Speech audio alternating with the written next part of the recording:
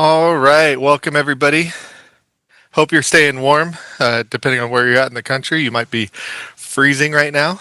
I hope everyone stayed safe over the storms and the storms to come this weekend. Today, we are pleased to bring you another free webinar from Desert Waters Correctional Outreach entitled Prescription for Ailing Systems, Stopping the Bleed, Increasing Staff Retention in Corrections. Your presenters today will be Stephanie Rawlings, our Deputy Director, and she will be interview with Katerina Spinaris, the Executive Director and Founder on this very timely topic. I'm Justin Stevens, the Chief Operating Officer at Desert Waters.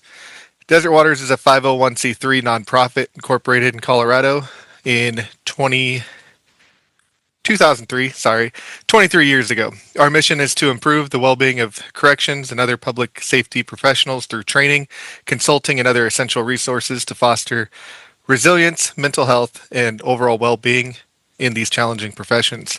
To date, Desert Waters has conducted groundbreaking research in correction staff wellness and has offered award-winning training to tens and thousands of correctional employees, their family members across the nation and overseas. And the instructors that we've certified has also trained many more tens of thousands of staff across the country and abroad. Please visit us at desertwaters.com to learn more about what we do. And if you like these free webinars, please take a moment to like us on Facebook and LinkedIn. Today's session will be recorded, so if you must leave before the end, you can find it posted on our YouTube channel soon. Please stay muted for the entire duration of the presentation. Post questions in the chat at the end of our discussion. We will answer as many as time allows. We plan to finish at the 90-minute mark, but we'll stay for about 20 minutes longer if needed in an attempt to cover all the questions or comments. And with that, I'd like to turn it over to Stephanie Rawlings and Katerina Spinaris. Good afternoon, everybody. Thank you again for joining us. Coming at you from the frozen tundra of the panhandle of Florida today.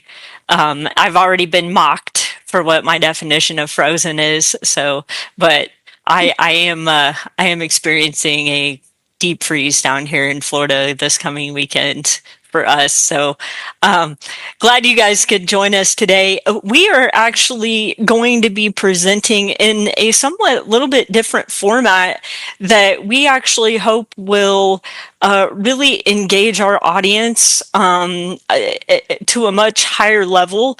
And what that's going to look like is I'm going to be interviewing our executive director, Dr. Spinaris, about what it is that we can be doing to start addressing the ailing system of corrections as we know it. And we've appropriately titled the session Prescription for an Ailing System. And we're going to kind of explore what the ailments are and how we can address them from different levels. But we really hope that you appreciate the new format and give us some feedback at the end. If you've attended previous sessions, let us know what you liked or didn't like, including your questions, as Justin said. So we're going to dive right in to our content, and we are going to start. We've got some questions grouped in, and this is really intended to be a conversation today about the current issues that are addressing the corrections industry at large. So we hope that you enjoy it and take something away. So, Dr. Spinaris, you've been in this work for more than 20 years. You founded Desert Waters Correctional Outreach, as Justin said, and we've entered our 23rd year. You've seen and heard it all by this point, I would imagine. And so when we're thinking about the current state of corrections today and how we got here, why does the word survival mode keep coming up? Why is that resonating across systems? Yeah, well, thank you, Steph. And actually, yes, I started looking into corrections in 2000. So it's been like 25 years, but full-time since 2003. And things have definitely changed. Right now, it's almost, maybe after the pandemic especially, it's almost like what used to be the once in a while has become the everyday status quo chronic situation of running 30-40% short of staff, especially security custody staff. And what used to be an occasional mandatory overtime has become 3, 4 times a week. And we've heard the unthinkable of 32-hour shifts and even longer. And of course, 24 hours become almost like regular. And it's stunning to me. It's shocking given what we know about, for example, the need for sleep and the time to get away from a job as demanding as this. And so it feels like the valiant people that are occupying all those positions are doing the best they can, but they are doing it at a huge expense to themselves, probably their families, and everybody they're interacting with. And it is survival mode. I mean, we cannot depend long term on the National Guard, but it's become sort of like embedded in some situations, in some systems. And people don't want to do this work anymore. They don't want to hire on as correctional officers. And I don't think it's only a matter of pay. So it's become survival mode for those who are in. The system is trying to stay above sinking and trying to figure out ways to keep offering their services and accomplishing their mission. And so it's a crisis. Somebody said to me, it's a catastrophe. And I thought, whoa, that's a big, heavy word. But yeah, it is catastrophic when you have 40% shortages of staff and it's not just a one time, it's every day. It's relentless. And so we need to be thinking extremely in an extremely focused way of how do we solve this, because we cannot go on for much longer without people dying off in their 50s. I mean, it's exhausting, and the worry and the stress and everything else, in addition to the lack of sleep, we need to be doing something very focused to remedy this.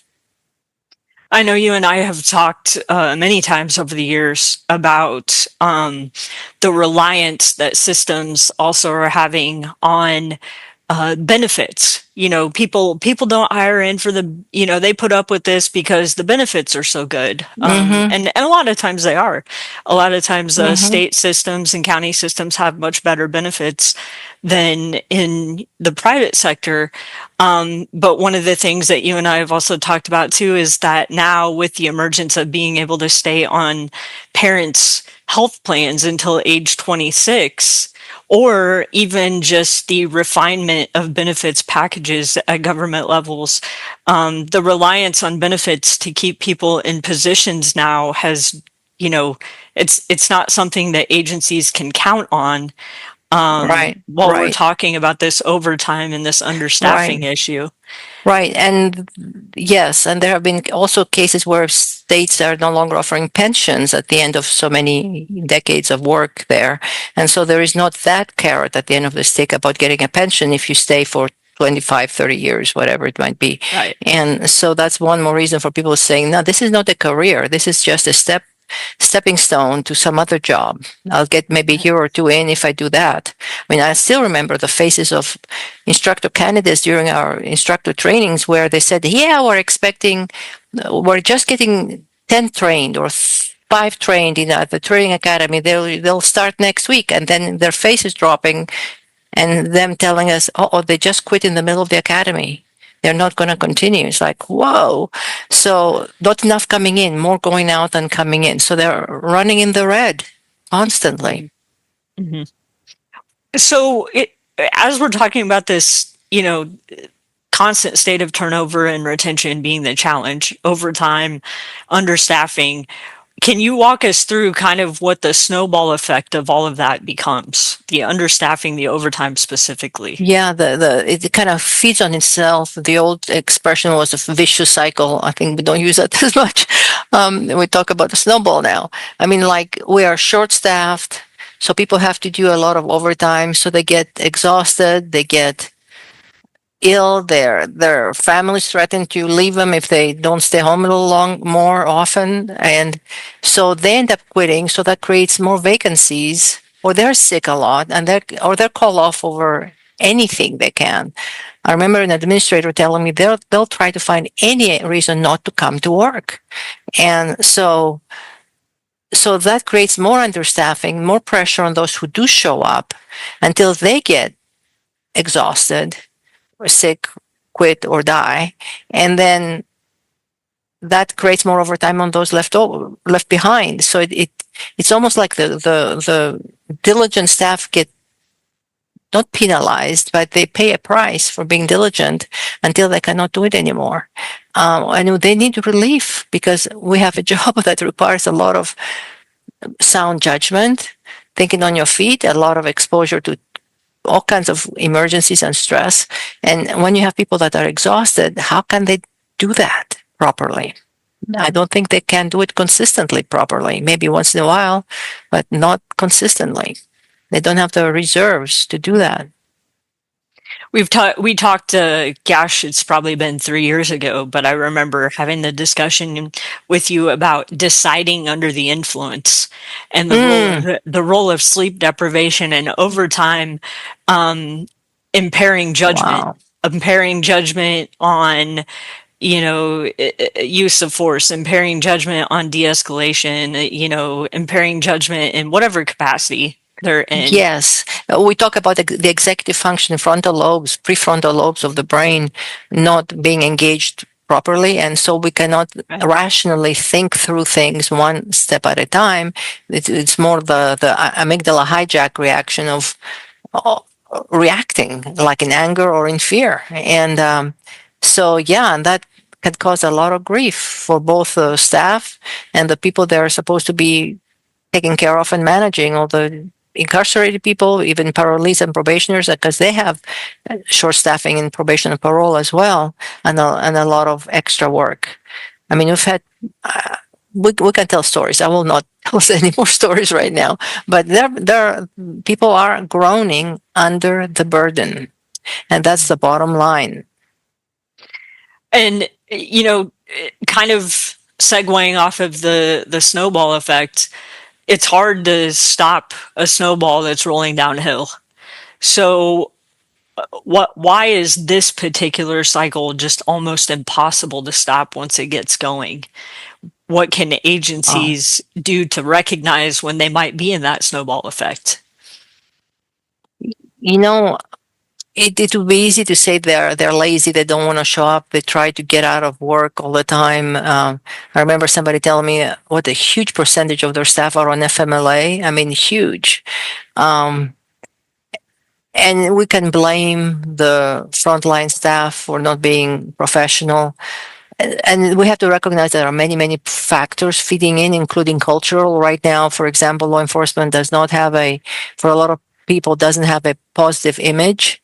So people don't want to be identified with any kind of law enforcement capacity, like custody work. Then we have issues that happen that are more horrific of basically brutal murders of people have been incarcerated for absolutely no reason, which is like makes my skin crawl just thinking about it. So that gives corrections a humongously black eye. Like, who wants to say, "Oh yeah, I do this kind of work"?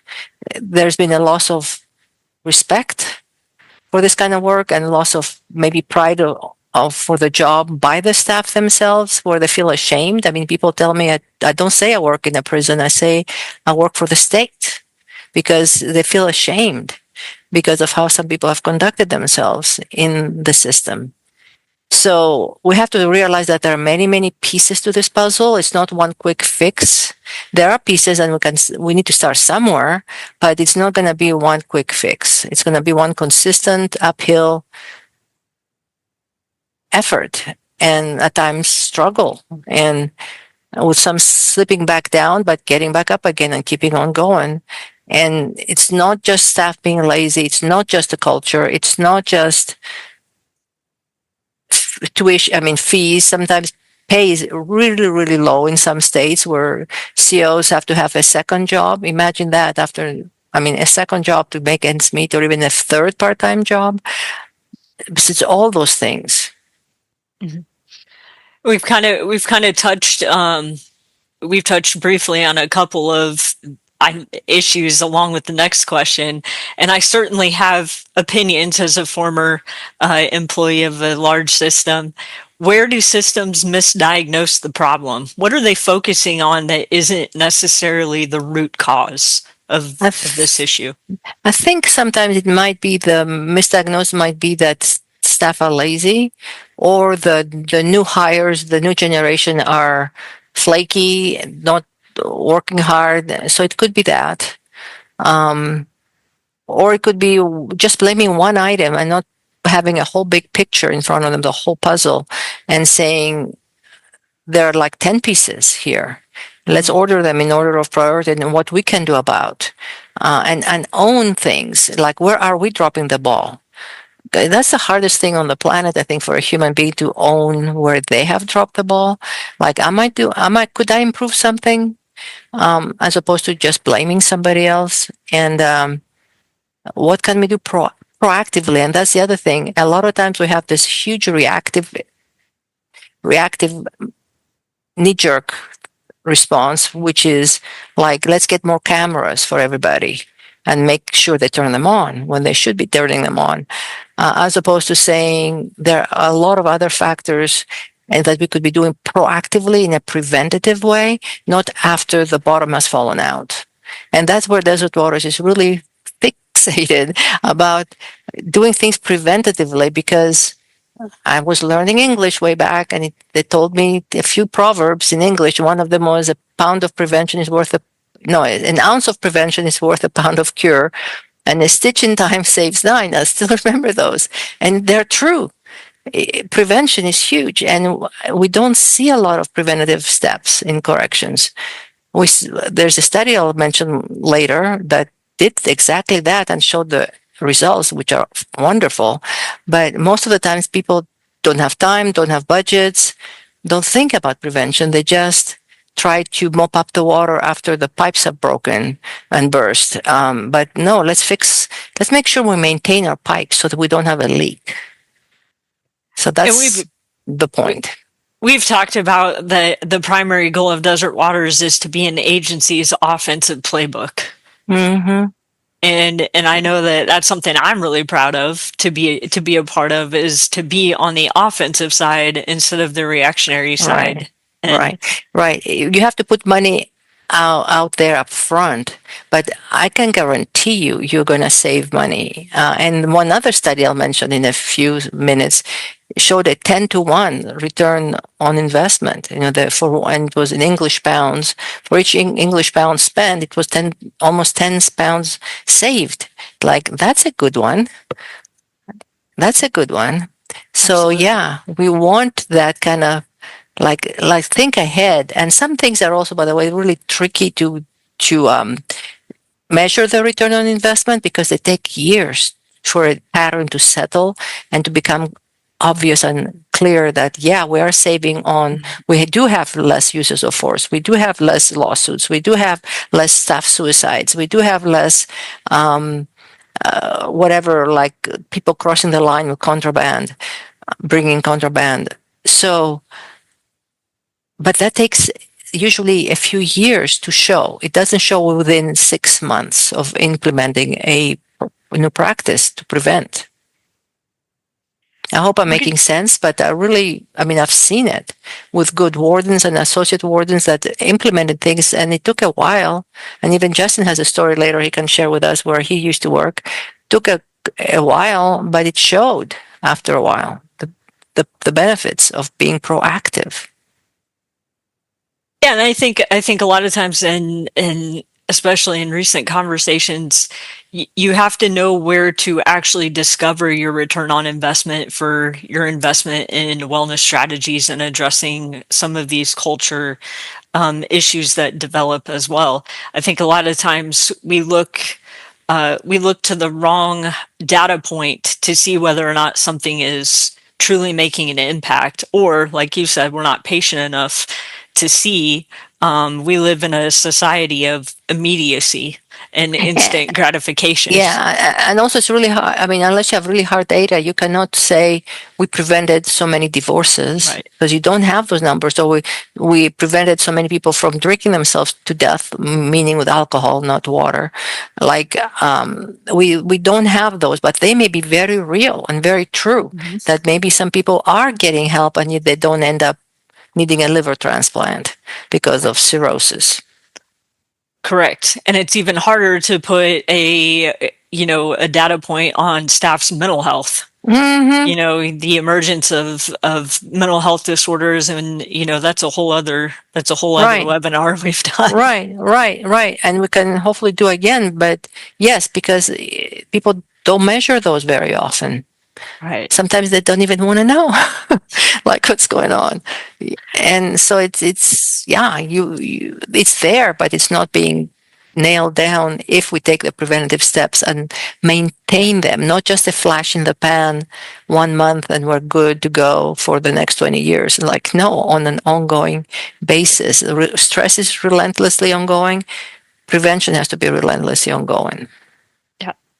Well, in that vein, when we're talking about, where we misdiagnose the problem or systems misdiagnose the problem and the state of staff and mental health and all the things that we're talking about, why is it important for us to define corrections fatigue? And can you walk us through that a little bit? Okay. So way back in 2000 or 2001, I can't remember right now. I think it's 2001. I came up with this term. And it sounds like funny, but like, what do you mean by correction fatigue? And so let me just explain what it is. When I came to Florence, Colorado from Denver, where I had no clue about corrections, I mean, absolute zero, what I saw in my private practice doing psychotherapy was that people had a tremendous amount of both trauma symptoms, clients that came in the door from corrections. Because in our area, by the way, where I moved, we had at the time 12 prisons in one little county and 5 more in immediately surrounding counties.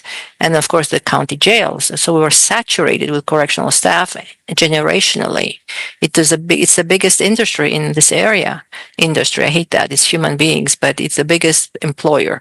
So, so I saw a huge amount of post-traumatic symptoms and also what people call burnout, which is this whole thing of disengaging and not caring and feeling de-skilled, like you don't know what you're doing, losing interest, being frustrated with the people you serve. So I realized you cannot just talk about burnout in corrections, and you cannot talk just about trauma in corrections. They coexist and they interact. They affect each other because, for example, trauma will eventually breed more burnout, and I won't go into it right now, but burnout can end up with people being lax and lowering maybe standards and ending up with a traumatic event happening, an assault, for example. So I wanted to come up with a term that combined both trauma and what people call burnout. And so I thought, okay, correction fatigue makes it very correction specific. Fatigue is the perfect example for me is metal, steel. It's the perfect example of how metal gets fatigued. So you have a bridge, very sturdy, amazingly massive, and you have trucks going over it for years, and the trucks are the right limit. They're not exceeding the limit, but just because they're driving over that bridge, and there's a vibration, it affects the metal. The molecules of the metal get affected and they start kind of loosening up, and it keeps adding up. It might be minuscule amounts, absolutely not seen with the naked eye, but they keep adding up over years, and they will eventually produce cracks. And if those don't get fixed, one day the bridge may go down, which is what happened in Minnesota several years ago. And I remember reading that engineers went around the country looking at bridges after that happened in Minnesota, and finding that lots of bridges had cracks that had gone unnoticed because nobody was looking. So correction fatigue is like that. It adds up over time. The other example that's kind of gross is how do you boil a live frog? Gross example. You turn up the heat really slowly so it doesn't really realize it's getting boiled. And by the time it does, it's too solidified the protein in his legs are too solidified for it to jump out of the pan.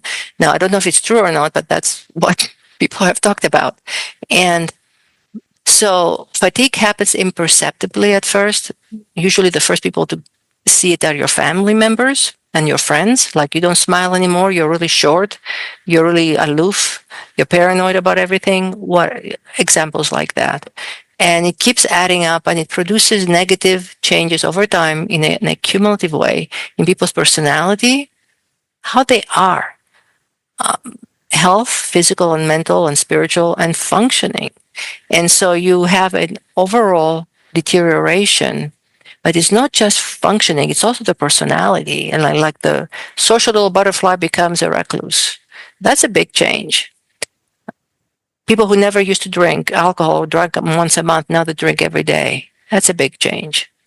So that's, we need to grasp that these things are happening all around us, that people affect each other. And it's not just trauma and it's not just burnout, it's both. And I don't think it's possible to separate them. They're interlinked. And so that's why I came up with a little term, correct fatigue, and our trainings focus on preventing, countering at the individual level, like one person, and also at the systemic level, the whole agency, because the agency becomes fatigued. And I think that's what we're dealing with right now. Very, very, very, very fatigued agencies where people are counting the years to retirement. I remember when I was first introduced to the term corrections fatigue. I think it was like in 2017, 2016. I'm not sure. It's been a while now. And I, you know, I was in a training of yours as an employee of a corrections system. And I remember trying to recall the first time my family had brought it to my attention. Mm, And I was deeply wow. saddened how quickly I remembered.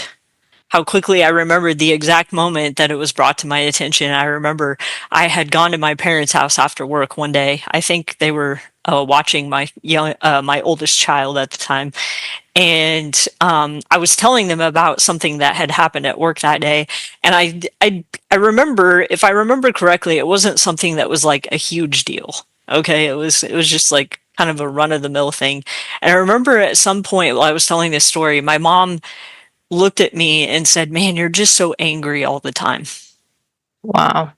And it really caused not anything in the moment, but upon reflection, when I discovered the term corrections fatigue, and you had spent time educating me on what it meant, that I was deeply troubled that I remembered the exact moment in which my family brought it to my attention. Well, and And how did it feel to have it brought into you? I mean, how did it feel to become aware? oh, I got Does it, super defensive, and I was like, "No, you don't understand." And I remember, at some point also recalling, um, again, after I had engaged with the term corrections fatigue and had some more awareness about, the changes that individuals go through after working in this career, I remember trying to justify my actions by explaining that everybody at work acts like this. I'm not any different than anybody else.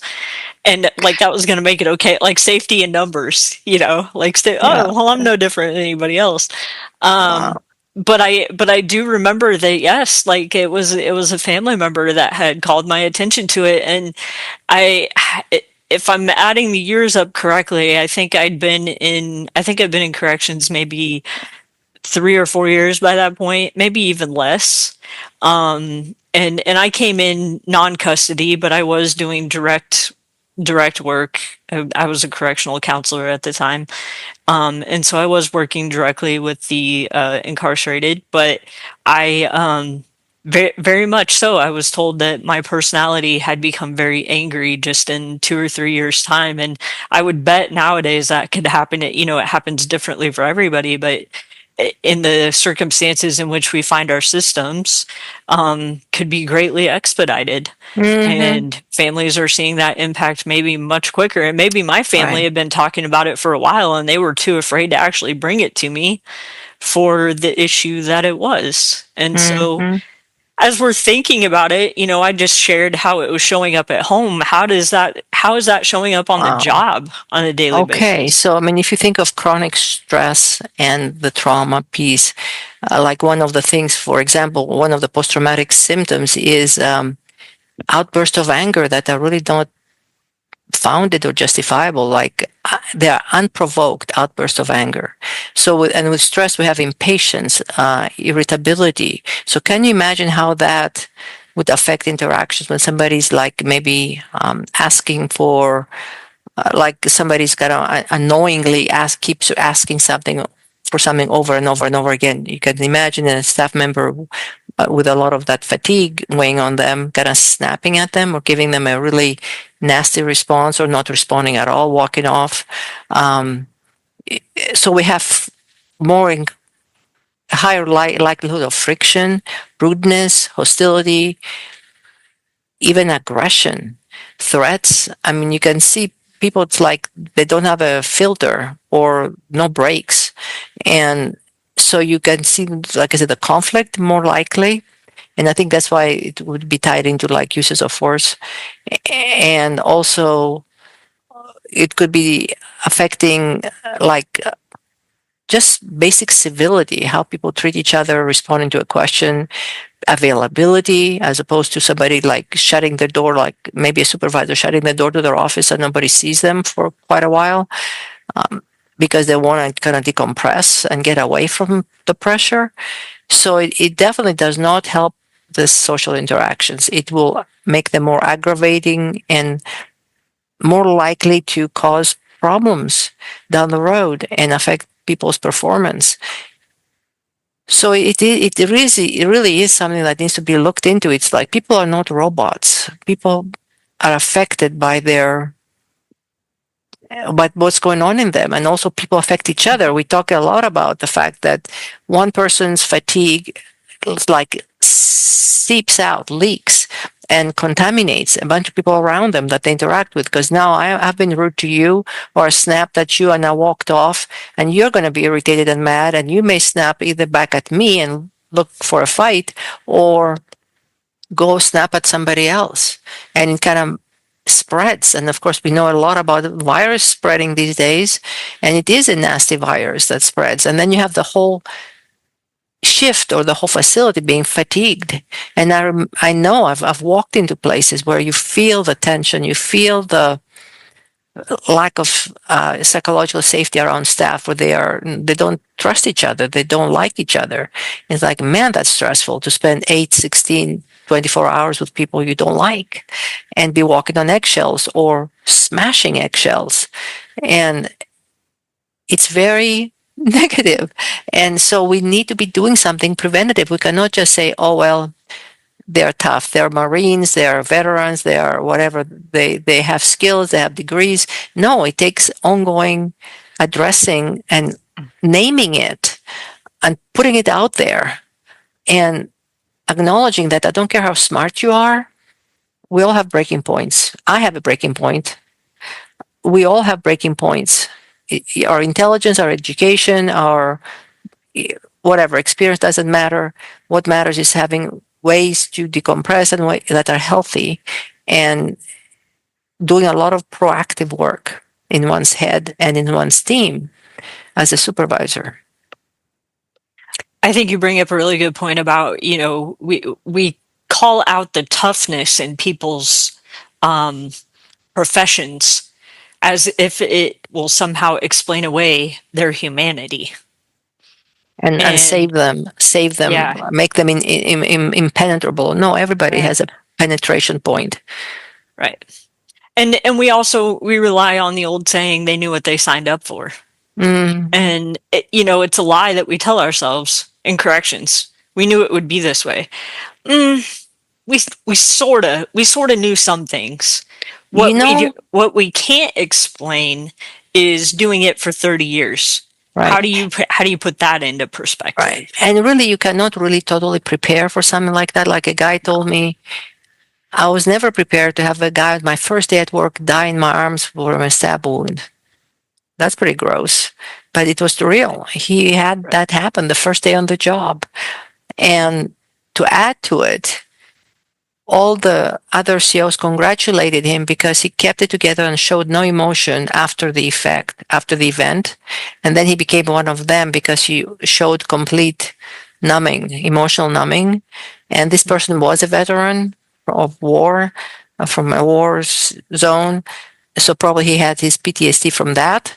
But it was kind of sad that he was accepted on the basis of showing no emotion, that emotional numbing shutdown thing, as opposed to being real afterwards and say, boy, that was a horrific experience. I just walked in on this job and I have this guy dying on me, on my arms, and I'm covered in blood. So, okay, I'll keep it less graphic from here on out. But we have to name it, acknowledge it, and do something about it before another staff suicide. Before we pivot to our next question, which spoiler alert, we're going to talk about social support and why that matters. I've seen a lot of comments in the chat, and I think this is just a really good point to stop and comment on as well about Gen Z. And their impact in the corrections environment. And I think you really just hit the nail on the head, Katerina, when you were talking about, it is hard to explain or prepare somebody for the career. I mean, we can try. We can say it's going to be hard. We can say you might be exposed to these things, but what you can't quite do is just put the totality of circumstances into a nice little bundled up preparation package for a new employee. One of the things that we talk about a lot and we've had some discussion on lately is that Gen Z is built a little different because they went through a pandemic during their formative years where they were in isolation and bouncing in and out of school, and they missed things like proms and graduations and major life milestone events. I know I had a family member that had to cancel their wedding, and they were in their early 20s. I had a friend who did not get to have a funeral for her mother, and Ooh. and she was young at the time. My friend was young at the time, and so that was just a huge lack of closure. And so we talk a lot about how Gen Z is not willing to give up anymore because of what they've lost, and that is impacting our ability to retain individuals at that level. So when we're thinking about social support and how much social support matters in those formative years, in those teenage years when being social is everything, how is that a protective factor when we're talking about retention and beyond? Having social networks you are connected with. Why is that a prevention factor for systems?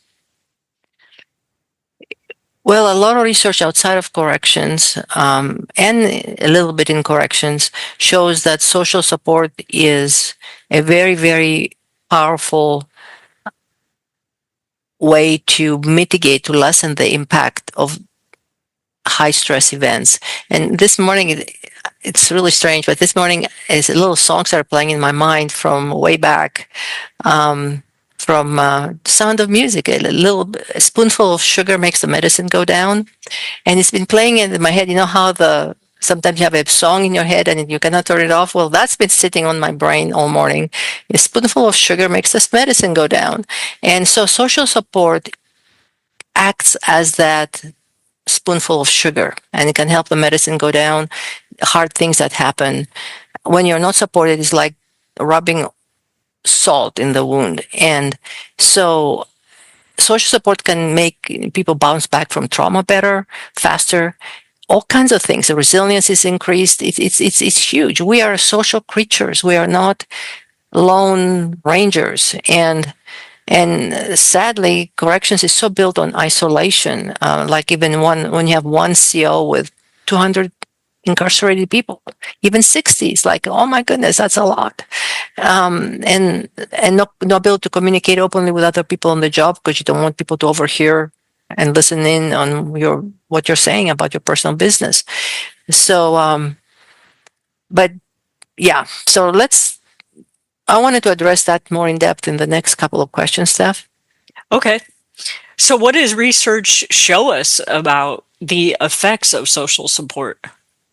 Okay, so I'll kind of preface that you can condense all the stressors in corrections we talk about, or operational, organizational, traumatic, and you can talk about also high demands, low control, low social support, and high trauma exposure. So we have four things broken down: high demands of the job, low control, like people don't control what policies are or how many people they'll have on their shift to supervise, or what can happen that day. And we have the issue of support, social support, and then we have the issue of trauma exposure. You cannot really prevent some of it or control it. So of all those four, social support is the most modifiable and protective factor. And it so happens, like I said before, that it's a powerful protective factor. So it's not just a little like poor choice. It's a really one of the top choices. If we want to impact the system, we need to improve the social support that people in that system have. And so we have three studies that are two in corrections, one in first responder, fire and rescue, that give us very important data. The first study was done by me and Dr. Brocato for a correctional system and showed that the quality of relationship that staff had with their supervisor and also their coworkers hugely affected their ability to, or their morale, morale about their job, their job satisfaction, and their energy level, either physical or emotional. So the relationship with their supervisor affected what you could call burnout. Again, job satisfaction, energy level, emotional and physical, and to what degree they had any kind of morale, high morale for the job versus low morale, like pride in the job and excitement and enthusiasm about the job. And it didn't stop there. Then those four things I talked about, we call it work health, went on and hugely strongly affected people's family life, their relationships at home, their mental health, their physical health. It's like, oh my goodness, that is huge. So it left nothing untouched. So the supervisor were the beginning of the snowball. They affected people's attitudes on the job and how they function on the job. And then that went home and affected people's, and privately, their family life, their mental health, and their physical health. So if we want to do something to make a difference, we need to start with quality of relationships with staff, like with supervisors and coworkers, but especially supervisors. So that's the one study. The other study that really got my attention, and we're going to talk about it at next month's webinar at length, is by Dr. Furtick, Smith, and a lady called Jessica Tanner. They did a study of proactive preventative study of training supervisors at jails to operate as servant leaders. So they trained them extensively in servant leadership skills. And they found that doing so, and they had two control groups. It was very carefully done. Come back next month and you'll hear the whole thing. It's really amazing. So they were able to show that having had that training versus not having had that training made a very big difference in staff's perceptions of the workforce culture, which would be like it affecting their morale, and it would be affecting their job satisfaction and their energy levels, of course. So servant leadership helped improve staff's perception of the workforce culture, and it also helped lower their scores of depression, anxiety, and burnout. So it affected mental health and their perception of the work environment. And it was really not a very lengthy training. It was very substantial, but it showed results really quickly. And that's very encouraging because it's a study on prevention. Like if we train people to apply, not just know about, but apply consistently servant leadership skills, we will impact mental health, and the whole culture will reduce corrections fatigue all the way across. And the third study was an Australian study from at an agency that was a fire and rescue. And they trained supervisors to have, first of all, they trained them in mental health literacy, but also they trained them to have supportive skills in dealing with people out on sick leave.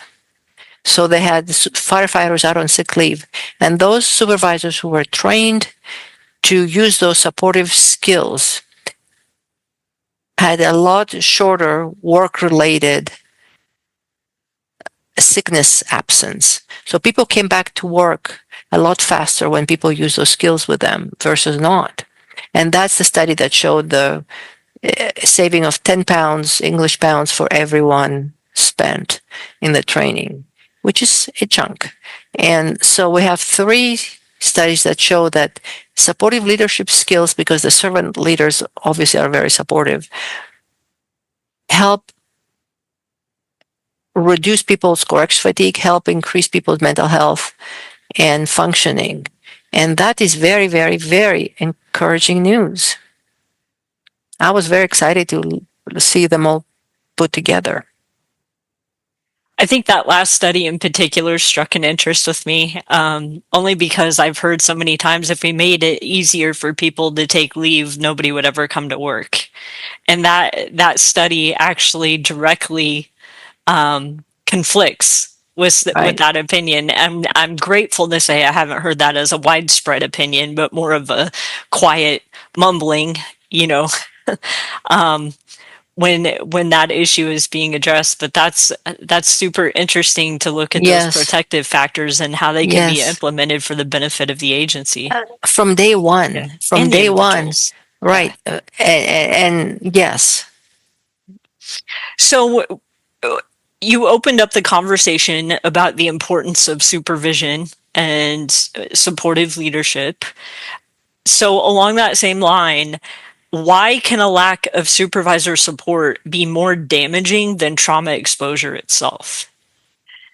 Well, in the study we did with Dr. Brocado, that's what we found, that the impact of lack of social support was more damaging than being exposed to trauma. And I think it makes sense because trauma happens once in a while. That doesn't happen 24/7. It's not present 24/7, but the supervisors you relate to are there 24/7 with you while you're on the job and maybe in your head after you leave. And also your relationships, of course, with coworkers. And so the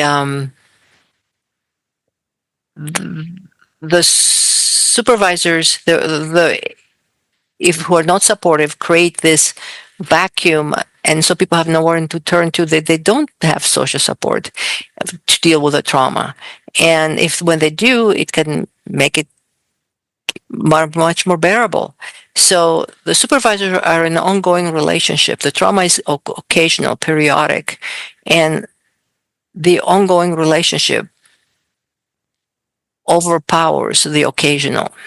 And that makes total sense to me, that if you know you're going to walk into an environment when there is tension, you don't think your supervisor likes you, or in fact, you think they hate you, or you don't trust them, or whatever negative stuff is going on, it's going to make you kind of get tense even before you leave your house to go to work. And it has nothing to do with a trauma event happening. It's there all the time because of that tension in the relationship. And so supportive relationships with supervisors are really, really critical to ongoing functioning. And obviously, those supervisors need support for themselves. Wow. What does that look like? Wow. Actually, we have an unpublished study that showed that, it was an internal study, it showed that supervisors reported being affected more by operational factors, organizational, and traumatic factors than line staff. They're self-rated themselves worse than the frontline staff did, and that made me stop and pause, because when we talk about corrections fatigue, we talk about the cumulative effect adding up. Like you have a leaky faucet and you have a jar underneath it and it's one drop at a time. It keeps adding up till the jar overflows. So supervisors usually have been on the job a lot longer than the line staff.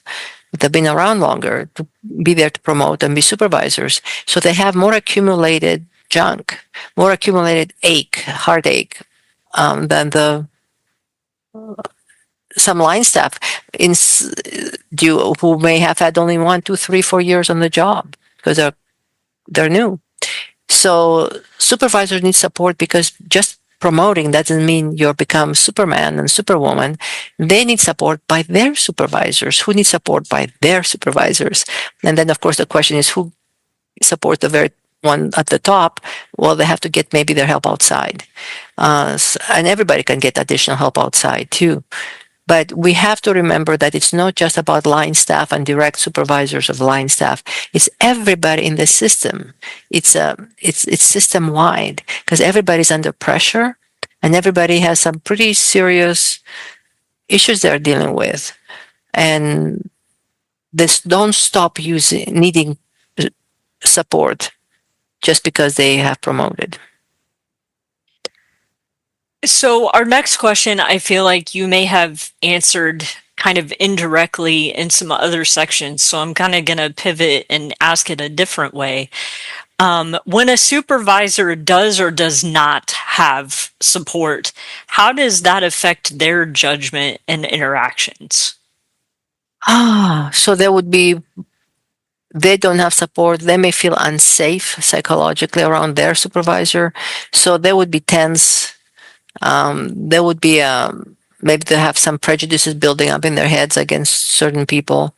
So they would be angry, and that we know affects judgment and executive functioning in general. So it would really impair. It would impair across the board. There would be short, more like to snap at somebody, not to respond to a question or respond in a condescending, disrespectful way to somebody. I mean, I can't tell you how many people we have telling us either face to face, by email, that they're quitting because of supervisor conflict with them. And also sometimes coworkers. That's absolutely the case, like bullying issues. But yeah, if the supervisor is not supported, they're going to pass it on. It rolls downhill, right? They're going to pass it on to somebody else sooner or later, and then maybe take it home. And that will be the big ouch, because the family one day gets tired of getting beat on, so to speak. I think one of the ways that I've seen this show up over the years, and I won't say, I've certainly had my own experience directly, but I'm also just speaking at large to the number of people that I've talked to and interacted with over the years, is that when a supervisor isn't being supported or they don't have support for their decision making, it creates such a culture of psychological unsafety for the direct reports underneath of them.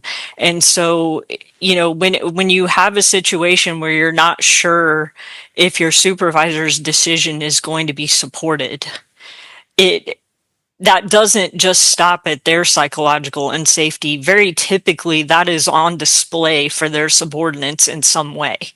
Line staff can see and spot an unsupported supervisor from a mile away. And I don't think sometimes as a system, we give line staff credit for recognizing that and feeling the effects of it.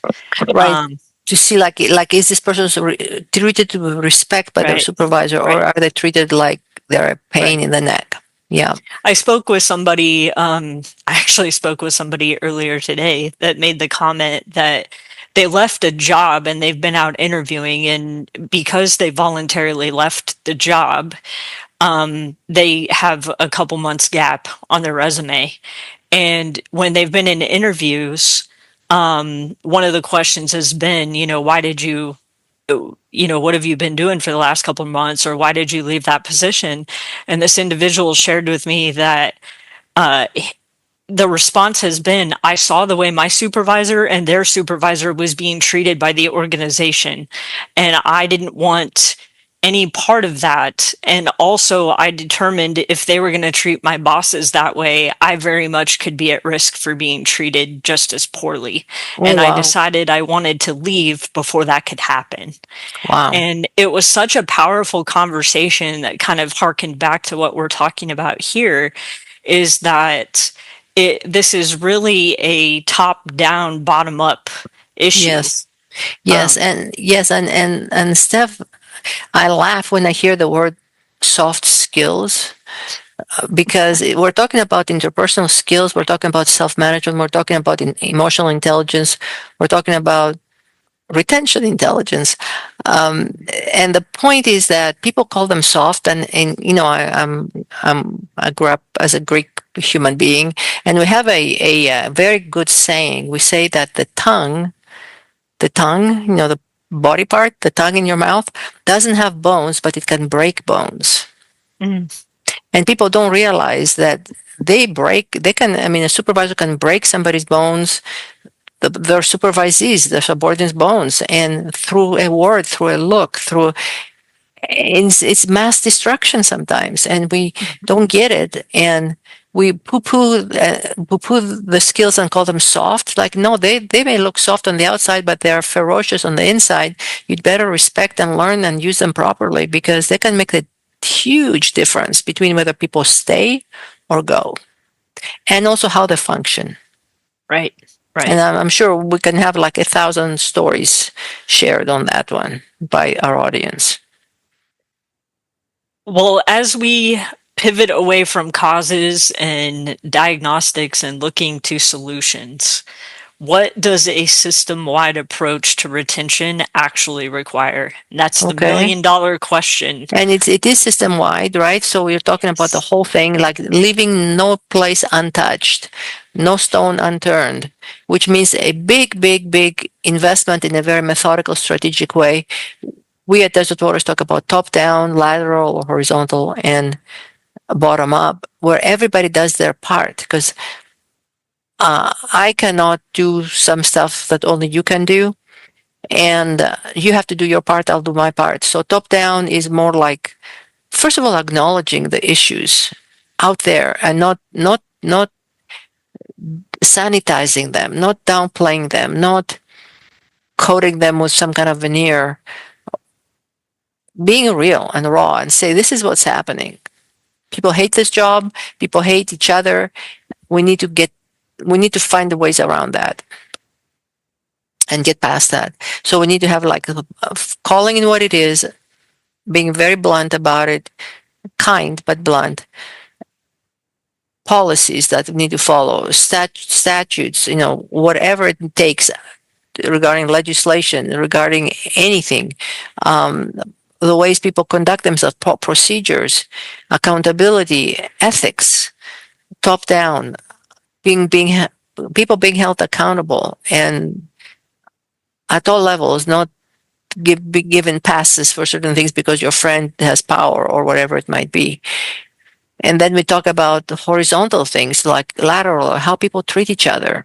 I have been shocked, and other people have been shocked by how sometimes corrections folks talk to each other. And I'm not talking about jokingly, I'm talking about seriously. And on the paper of Dr. Furtick that he'll refer to next week, he has a quote from a bunch of COs in Canada. And I thought, yep, about how their supervisor responded to them when they asked them to get some leave because of a family member's illness, and the kind of responses they got. And so we need the lateral to be addressed, and that means ongoing training and ongoing accountability and ongoing refreshers and ongoing practice. And then, of course, frontline or individual, what do I do? Like in AA, I have friends that have told me a lot about AA. In AA, people say when you're alone in your house and you decide to get some booze and bring it back to your house, and you know you have an alcohol issue, God won't come down and knock the glass out of your hand. You have to put it down. You have to get rid of the booze in your house. And so there are some things that only you can do.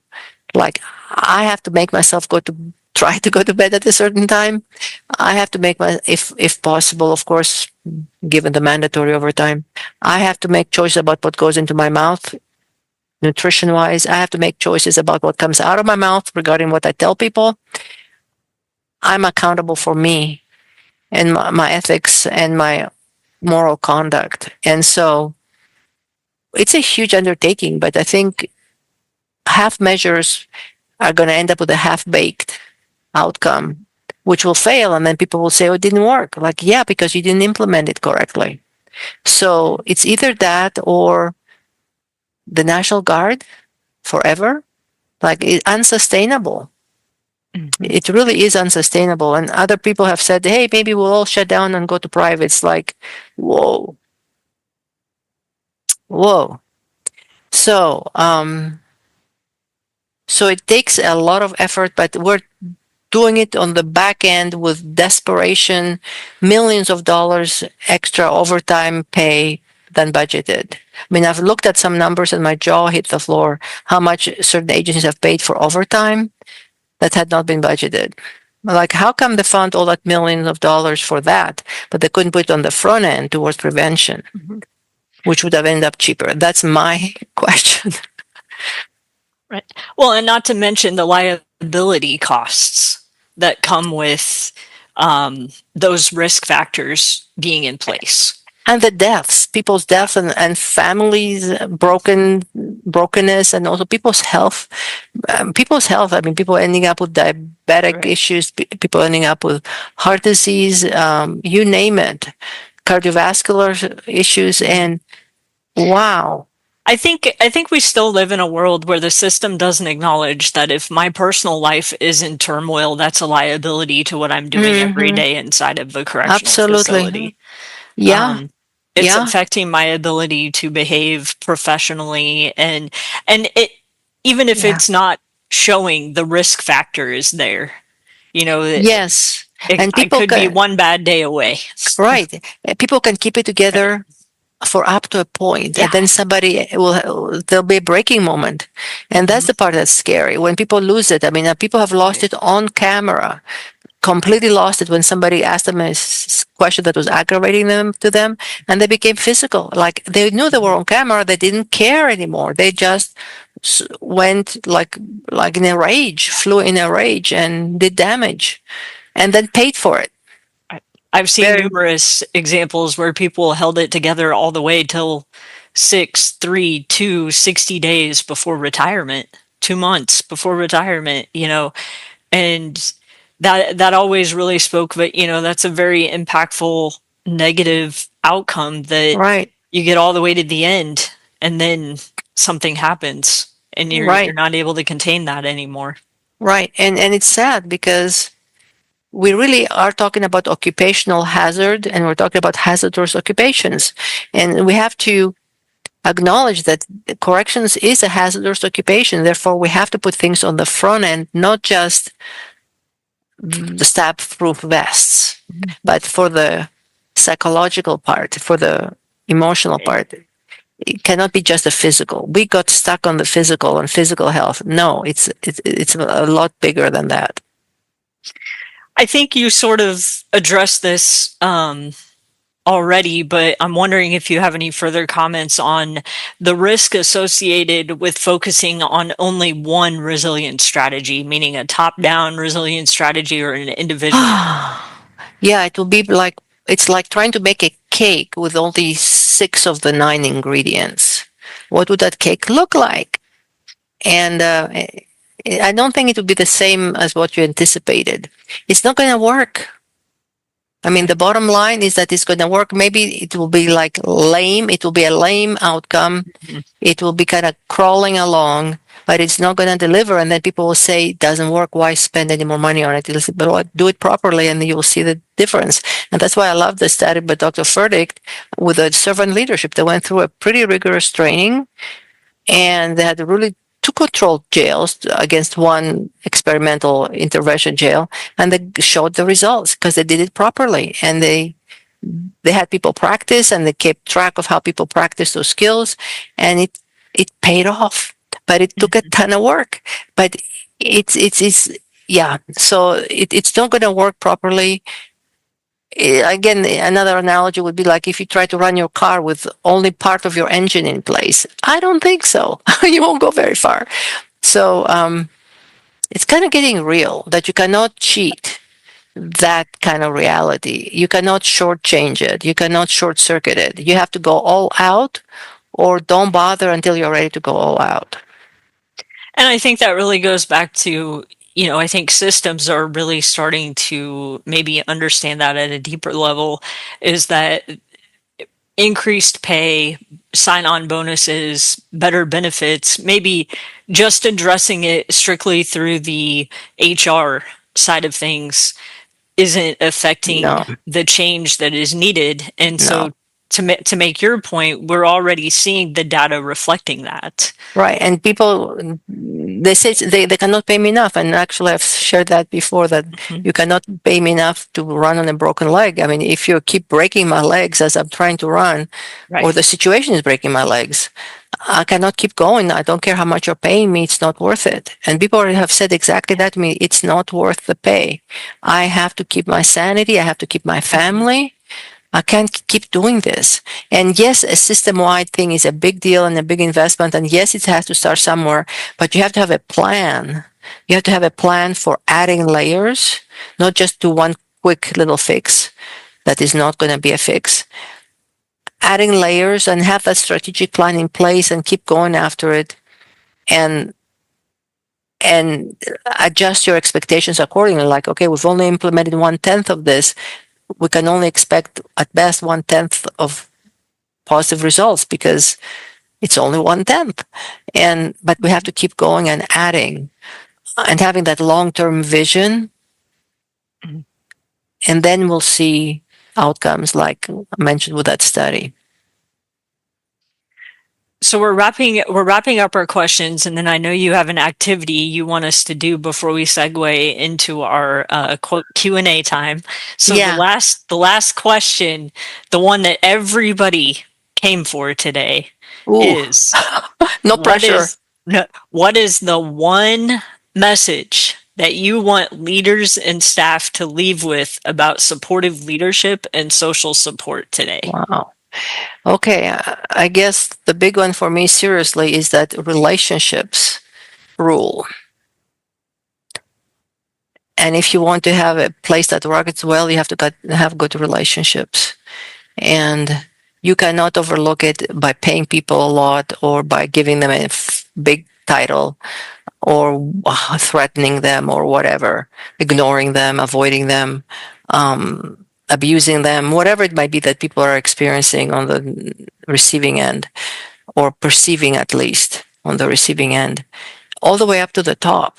So relationships rule. So like these are not soft skills. These are hard realities. And we need to be able to make that priority and make it kind of like part of the infrastructure. How are staff relationships doing? How can we help them? Not just talk, that's the other thing about reform, prison reform, etc. Not just talk about it like it has to do with the people incarcerated. That is almost like a secondary. It has to start with the staff and then trickle down and spread. So relationships rule. Remember that, and decide what kind of rule you want. And we've heard the expression hurt people, but Mm-hmm. in the last couple of years, um, something I've been trying to talk about when we talk to system leaders is healed people heal people, Mm-hmm. Wow. redeemed people rehabilitate people. Right. And And they have a so, story to share. They have yeah, encouragement. They have real personal data to share. Like mhm, it worked for me. This is how it worked. right. Um, yeah. If our staff are well, we will certainly start to see outcomes in the rest of Yes. our system that are Yes. reflective of that. I think the issue, again, and we talked about it earlier, is the patience, the Right. investment, the quality of the investment. We've talked a lot about how strategies for leadership training and strategies for staff wellness sometimes just like they look like just we're throwing noodles at the wall without a real plan for how we can do the system wide approach, and retention is no different. Right, right, right. And that's why this year we're really heavily focusing on supervisor training and supervisor skills and supervisor development and health and sanity, because those people are under a huge amount of pressure, and they have, I mean, it's exponentially growing with promotions at times. So it's critical. I mean, we've acknowledged finally that PTSD happens in corrections, because when we first started, I was told by a very high ranking person outside of the system that PTSD only happens to people in war zones like Iraq. And I said, well, they have sort of a war zone they go to every day, which is called a maximum security facility or whatever it might be called. So we acknowledge that. So that's on the table now, and everybody's accepting that. The next thing is about the importance of supervisors being in shape to be able to keep the system alive in a healthy way. Well, thank you for giving us that message as we wrap up. I know that you and I talked, we wanted to ask a question of our audience. Is now that moment? Yes, that would be a perfect moment. Okay, so we're going to ask you guys. We're going to take maybe a 3 to 4 minute break here, because we're going to ask you to think critically about this and respond in the chat if you are comfortable. I'm going to let you introduce it, Katerina, because I Okay. don't even think I remember. Well, the thing that I always like to hear about, because it's positive and educational, is like, think back on when you had a supportive supervisor, and I hope you've had at least one in your career. Think back on when you had a supportive supervisor and enter in the chat, what were their characteristics? What did they do that made them supportive? And what was the effect on you? So what did they do? It could be the demeanor, attitude, it could be actions, words, whatever. And then what effect did it have on you as a human being, and maybe even as a supervisor today? So think of a supportive supervisor, characteristics, and impact on you. Take, just like Stephanie said, 3-4 minutes, think about it, and let's see what you put on here. Okay.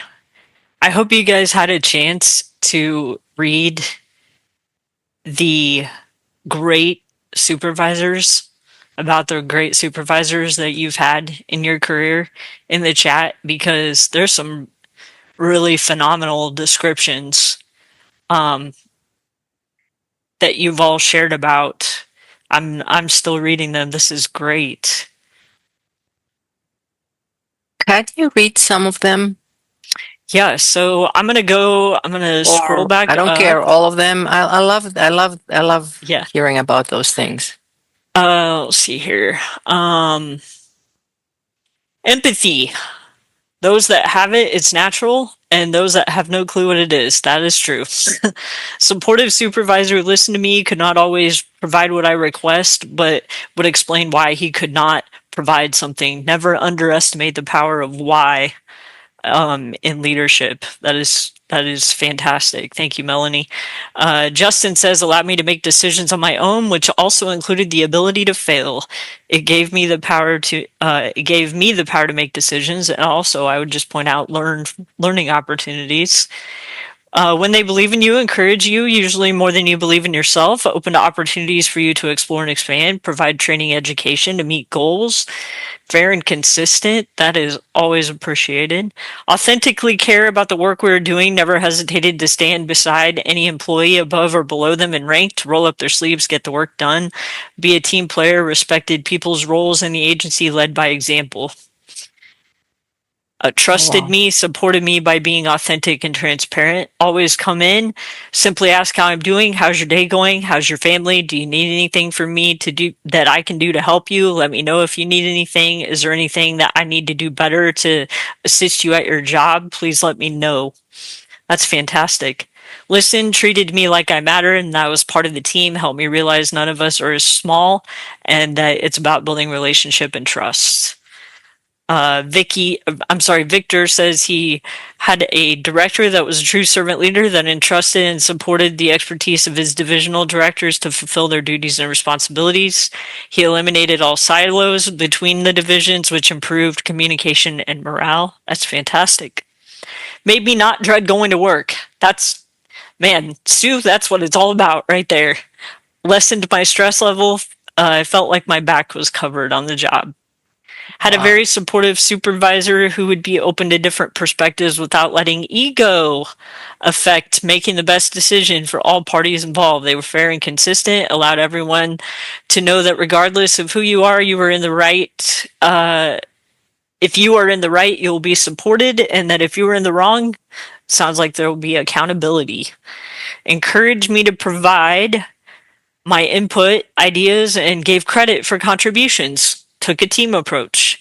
Trusted me so I could trust myself, allowing me to grow. When onboarding is thoughtful and methodical, trust comes easy. Carrie, that's brilliant. That is absolutely what we're after. For me, one of the most supportive supervisors I ever had was kind, had a great sense of humor, also pointed out to me areas where I missed an opportunity, could grow.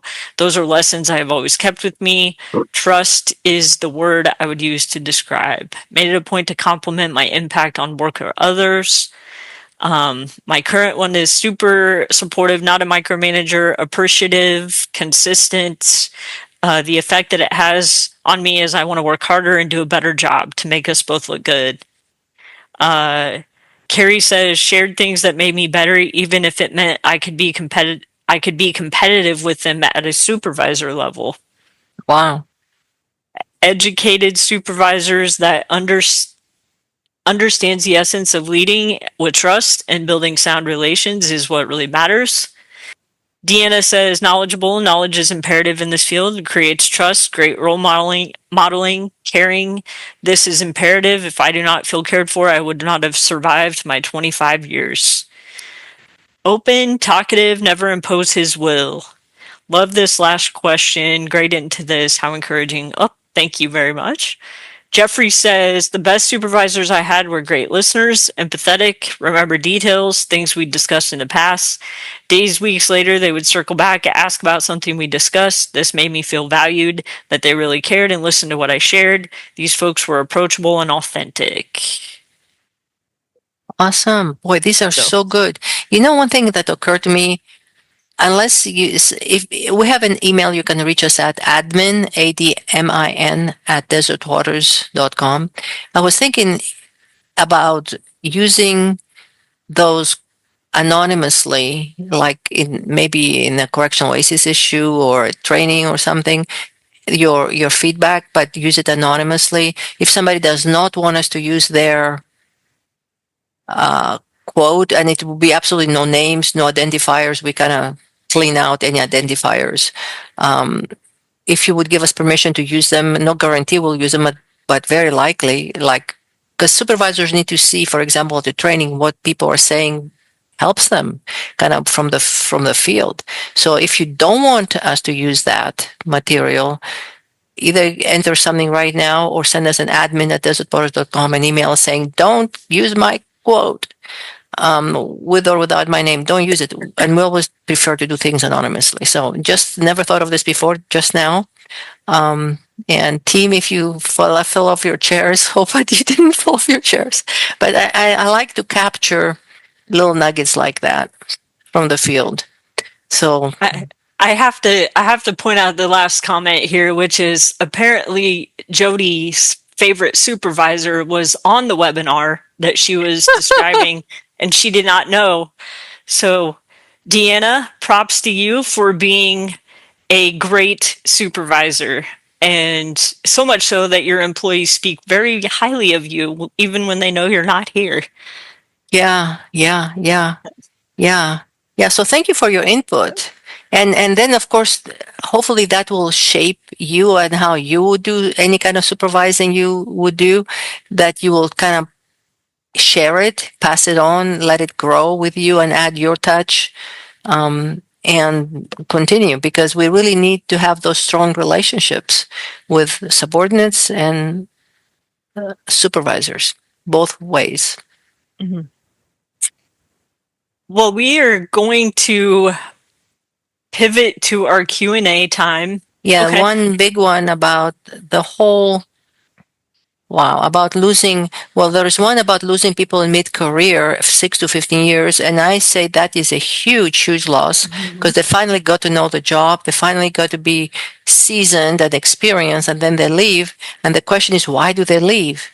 Is it because of them being not supported? Is it because of that cumulative, correction fatigue issue that gets the best of people? Is it family issues? Why are they leaving? Because they're obviously not just treating corrections as a stepping stone and leaving after a couple of years, they're leaving after 15 years. So that's where we have to get real and try to support people so we don't lose those experts, because by now they're experts on the job. And yeah, I mean, and we end up having people that have only like 2 years and 3 years on the job being sergeants, and they're barely learning the job, and they have to teach others. It's a lot of pressure they're under. A lot is expected of them. We want to keep those seasoned staff. So I don't know if other people have experienced it, but I've seen it when people tell me I no longer work in corrections. I mean, I see them in town, and I say, "Hey, how's the job going at the jail?" I'm no longer there. Ooh, Mhm. ooh. And I think when you're looking at that particular number of years, kind of mid-career or whatnot, if you're lining it up, and I know there's going to be outliers, but the average age of 6 to 15 years in is your 25-year-old to 40-year-old age range if they're starting, in their early 20s or even straight out of high school. um, they're in the throes of raising families. And that, we talk, that is why we have developed courses around family wellness, because this work very negatively impacts family at times. There's huge sacrifices that families are making, and we know the statistics on divorce and all of that are not good. And so I would just throw out there too is that take a look at the social station that those staff are in during that time too. They may be tired of missing every family event. They may be tired of working second shift with Wednesday, Thursday off. They may be tired of the lack, or maybe they're not tired of it, but their significant other is, or their families are. And so I always like to look, to see what other possibilities, beyond just pay and the negative work environment, whatever. And when I look at that particular number of years, people are getting vested in retirement and they're still walking away. Why is that? And I would go back to that the impact on their personal life has become unsustainable for some reason. And also sometimes conflict with other staff, like their own supervisor, um, can may have added up to a certain point. It becomes unbearable. Absolutely. Absolutely. Yeah. The second question I see here, Katerina, is how do we create effective balance between the challenges of staff well-being while responding to the needs of the correctional system of rehabilitation of inmates? And Okay. the last part of the question says are not affected by staff challenges, but I'm sorry, I'm a little unclear on the very Yeah. last part. Yeah. But to do the Yeah. first part, and by the way, I just put the link that somebody requested on the study by Dr. Furtick and company on servant leadership for jail administrators, supervisors. So to us, it's that completely interrelated. That if you have to be investing in staff wellness if you really want prison reform and you want people that are incarcerated to be treated humanely and professionally, you have to have sane, healthy, functional staff. And if you try to do it with broken staff, you're going to get brokenness. And so to me, they're completely going hand in hand. And I think that I wish that message really sunk in with advocates for incarcerated people to realize that really their best investment at this point in time would be staff wellness. And I don't mean just people being a healthy weight. I'm talking about emotional, psychological wellness, conditions that are humane to work under. Because really, truly, the way staff operate with lack of sleep that they are suffering it's bordering, according to different definitions of torture, it's bordering torture, because people are just not able to sleep more than 4 hours a night, and for days and weeks and months and years at a time. And that is going to affect how they treat those that are in their care, as the incarcerated folks. It's going to absolutely affect it. If nothing else, they may even have blackouts, forgetting things, and forgetting to do something properly. And not an intentional attack, but it could be an omission because they're malfunctioning. So if you really want to see prison reform and people being treated humanely, you gotta start with staff that are in the right mind and healthy enough to be doing their job. And that's my opinion. And go ahead. I was going to say, I have nothing to add, period. God. Is Desert Waters actively working with or leading any legislation proposals to advocate for corrections staff nationally or on state, local levels? Yeah, we don't do it as much as Eric put in about One Voice United. That's an area of expertise. We do more advocacy through the written word, through in conferences and such. Even what we're doing today, we will jump on an opportunity to do something at a more formal level, like legislator wise. But we're not at this point. We're focusing on advocacy, education, research to boost certain points and comments, and yeah, so that's really not our area, the way that OVU, for example, has that as an area of their strategic pillar. Speaking of OVU, we have a question about how do unions work with the questions that were asked today? I would think of the whole. I mean, my experience has been very positive. Years ago, people were kind of hesitant because they were afraid that acknowledging that PTSD happened in the ranks might cause people to lose their job because they couldn't carry a firearm. But I think that is going away, where it's become an expected, presumed thing that people will develop PTSD after seeing what they're seeing and going through what they're going through. And so it's not an issue that much anymore. So I see it more like, I see more of an open door for that kind of thing.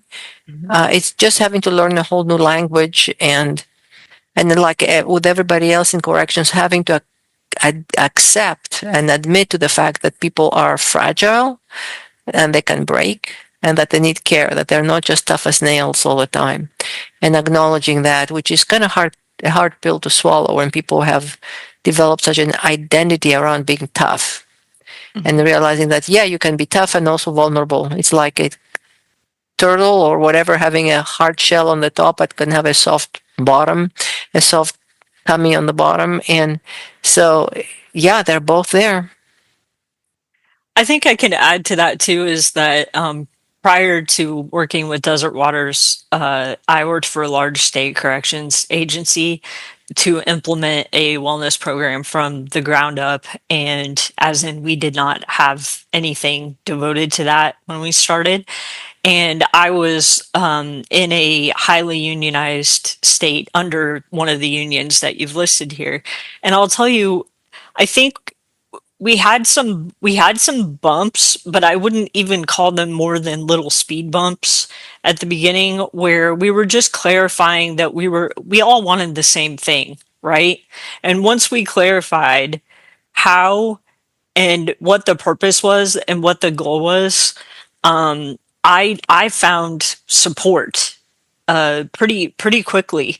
That isn't to say that we didn't have to refine some procedural things along the way, but I think at the end of the day, what I found was that they had a vested interest in the well-being of staff. Obviously, that's kind of the whole purpose of unionization in this country, and so when we could really iron out that nobody was trying to take something from the other, it was kind of smooth sailing from that point.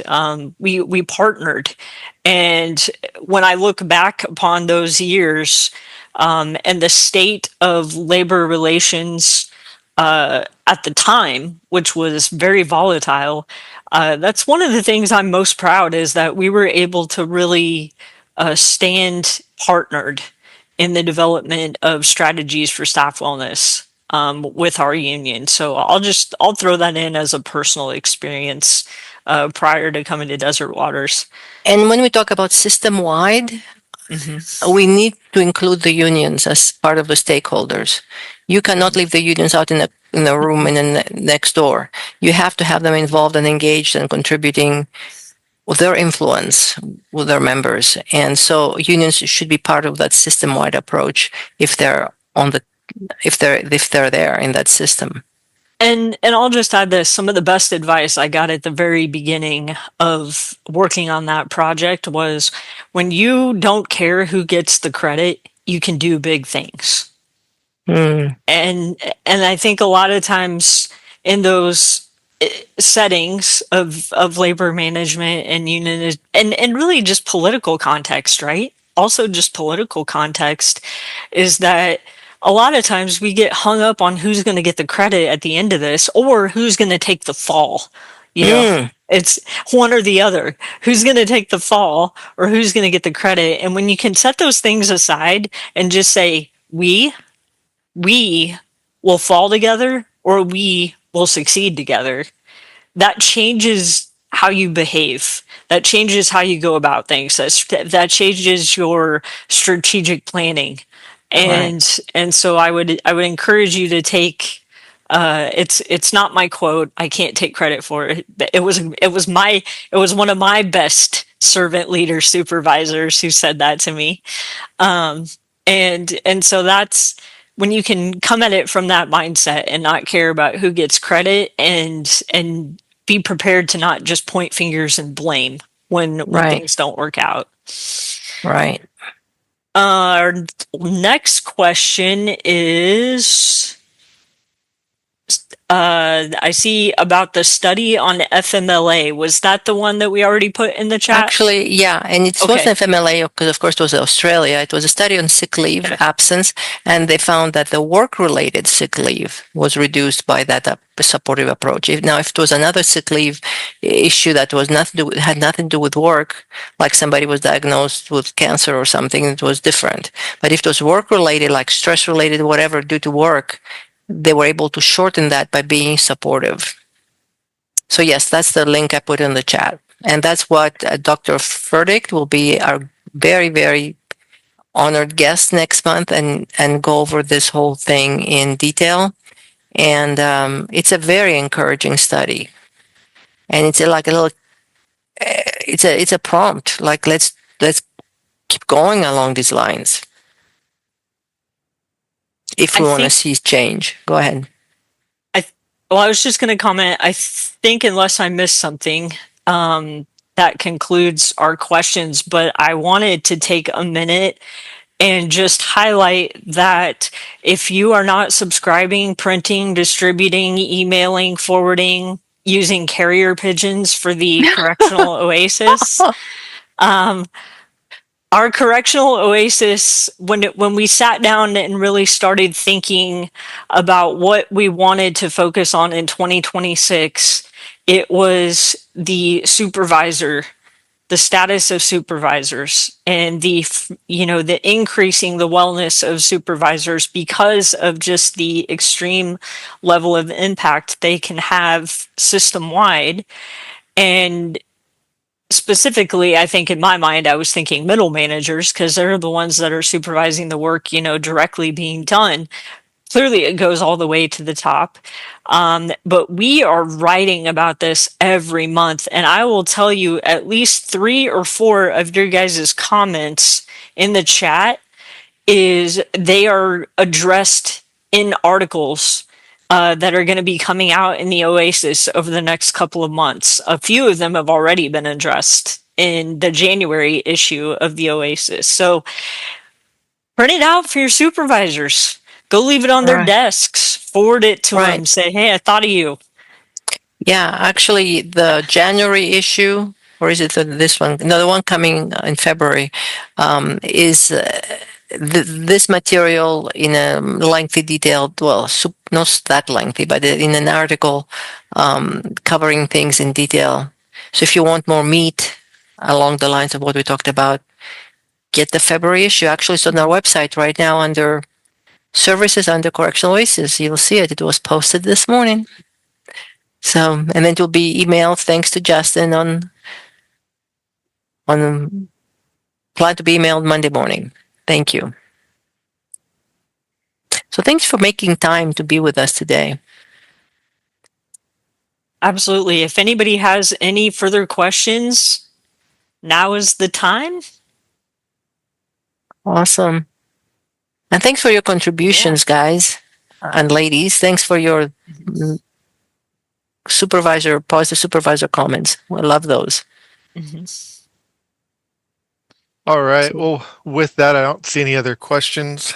So I would like to thank everyone for attending today and for keeping me very busy in the chat. It's always a good thing. My fingers are sore now. We invite you to join us again, like Steph said, on February 26th. Same time, same place. We'll be looking at changing culture, servant leadership, and officer wellness. And the registration link is in the chat, or I will be sending out emails probably next week to everybody with the flyer. Or you can visit desertwaters.com, and there'll be a pop-up to register there. Thank you. Thank you again for attending, and we'll see everyone next time. And thanks everyone. Thanks for doing this job. Thanks for doing this work. You keep the systems going. Thank you.